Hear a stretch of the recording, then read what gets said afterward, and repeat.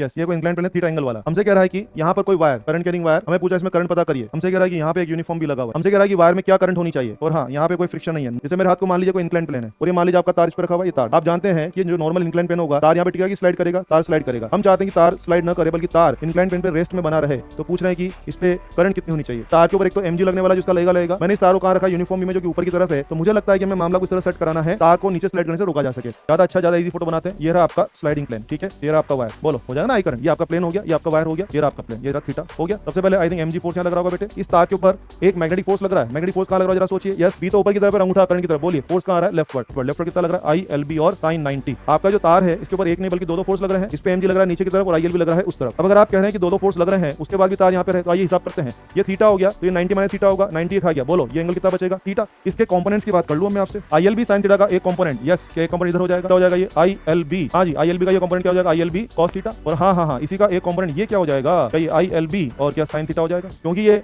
90 minus theta है यहाँ का। तो आई थिंक इसका एक कंपोनेंट यहाँ भी आ जाएगा कितना, mg। ये 90, ये थीटा हो गया, mg cos थीटा, mg और cos थीटा। और बेटा इस तरफ एक कंपोनेंट आ जाएगा इसका, कौन सा आ जाएगा, mg और sin थीटा। और क्या आप जानते हैं इसके ऊपर यहाँ पे एक नॉर्मल रिएक्शन फोर्स भी लग रहा होगा। Yes, normal reaction force. अगर मुझे आपसे नॉर्मल रिएक्शन फोर्स पूछना होगा बेटा तो कितना आएगा। यस, नॉर्मल रिएक्शन फोर्स क्या इनसे बैलेंस हो रहा होगा, ILB sin theta plus mg cos theta. अगर एग्जाम्पल बोलता फाइंड नॉर्मल रिएक्शन फोर्स तो ये हो जाता, ठीक है। अब आइए डॉट कैसे लिया आपने, डॉट कारण इधर से देखिए, ये रहा स्लाइड, ये रहा मेरा हाथ, इसको इंक्लाइन और ये रहा करंट, ये तार है। करंट आप लोगों की तरफ है, तो करंट आप लोगों की तरफ कैसा हो रहा है, करंट नॉर्मल और आउटवर्ड हो रहा है ना, नॉर्मल और स्क्रीन से आउटवर्ड। साक्षी मैडम को बात समझ में आ गई, क्या रिप्लाई करें। आप देखिए इस स्लाइडिंग प्लेन के अलोंग दो फोर्स हैं, इधर है mg sin थीटा, उधर है ILB cos थीटा। और बैलेंस आप जानते हैं mg sin थीटा ज्यादा हो तो तार नीचे स्लाइड करेगा, ILB cos थीटा ज्यादा हो तो तार ऊपर स्लाइड करेगा। लेकिन आप चाहते हो तार अपनी जगह बना रहे, तो उसके लिए क्या होना चाहिए, क्या दोनों को बिठा दिया जाए, ILB cos theta that is equal to mg sin theta. और बाबू लोग आपको क्या चाहिए, I कितना हो गया, mg बटे LB और tan थीटा।